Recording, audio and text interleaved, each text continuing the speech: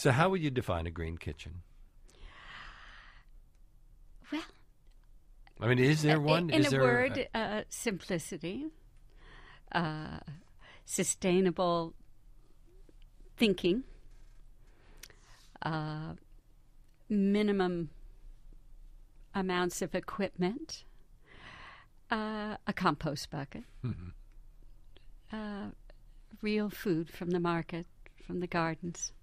I'm amused by your suggestion that we have minimal amount of equipment, because I used to live downstairs from a Chinese chef who pretty much thought a wok and a scoop and a couple of other things were all that you need, and he'd walk into my kitchen and say, "Too much, too much."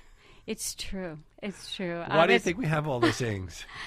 Well, I think we've been sold a lot of things, and a lot of people have intimidated us with this excessive need to have the peeler that just works on that apple and that scraper that's just for that thing, and the cherry pitter. And we've been overwhelmed by it, and it's a kind of cost that disconnects us to what's really going on in terms of the cooking. So we're trying to get back to what's really important, and that is our sort of hands in the food, that there's no machines between us and the garlic, and that you're smelling it and pounding it, and getting to know how to use it. And is that something you can do in a restaurant without an awful lot of help in the kitchen? It is something you can do in a restaurant, believe it or not, and I think we have been demonstrating that for some period of 38 years. That yes, we have sauté pans because we need those, and they get washed and brought back, but we have our cast irons, and we take the compost back to the farm and bring back the vegetables, and everyone is part of the preparation of the dish. So you don't have all the food being chopped up by the people who come in the middle of the night or early in the morning who do that work. It's actually the chefs who do that work. You talked about getting your own stuff out of your garden. There's been, in recent years, there's been this move back to the farm for many young people. But what we're seeing in recent times is a lot of growing in cities. Not victory gardens, something else. I know I have my own compost pot, and a couple of them, in fact, and I just planted lettuce yesterday. Tomatoes are already starting to look like they're going to come up nicely. And I'm not alone. We're starting to see this in the city. I suspect it's a lot of people who really don't just want to go and have to take what's made available in the supermarket.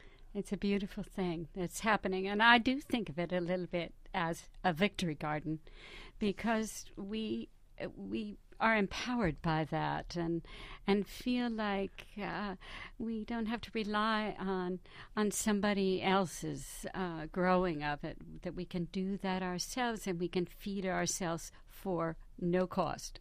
But not everybody can do that. Not No, everybody it's has true. the space.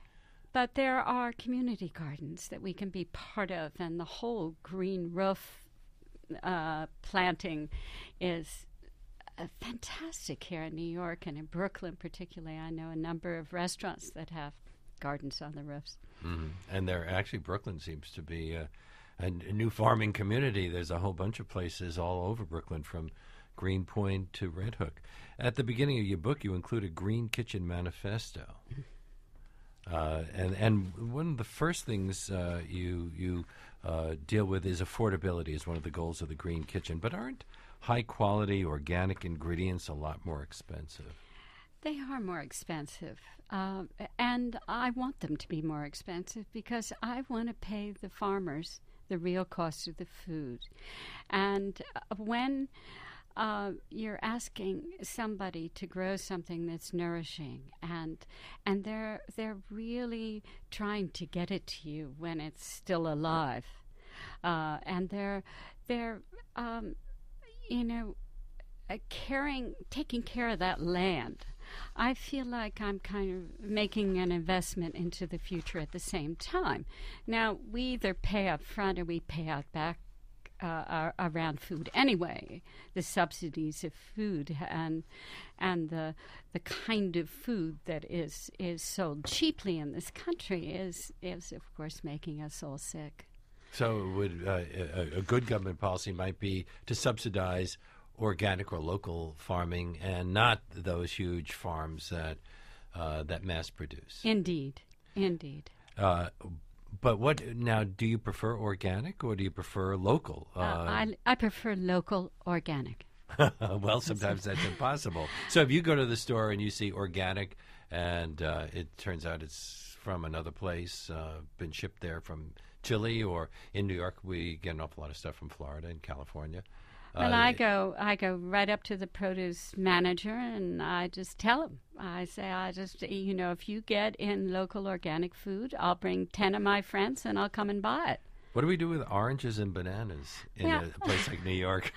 I think, you're always going to have a few things that come from farther away and that are sort of special gifts of a particular season and that can travel well. I mean, whether it's tea or coffee beans or oranges in February. But at the same time, you can ask for all of those things to be a sort of good, clean, and fair, which is that slow food mantra. And insist that there are fair trade practices, that it is organically grown, that there are standards, and that it tastes good.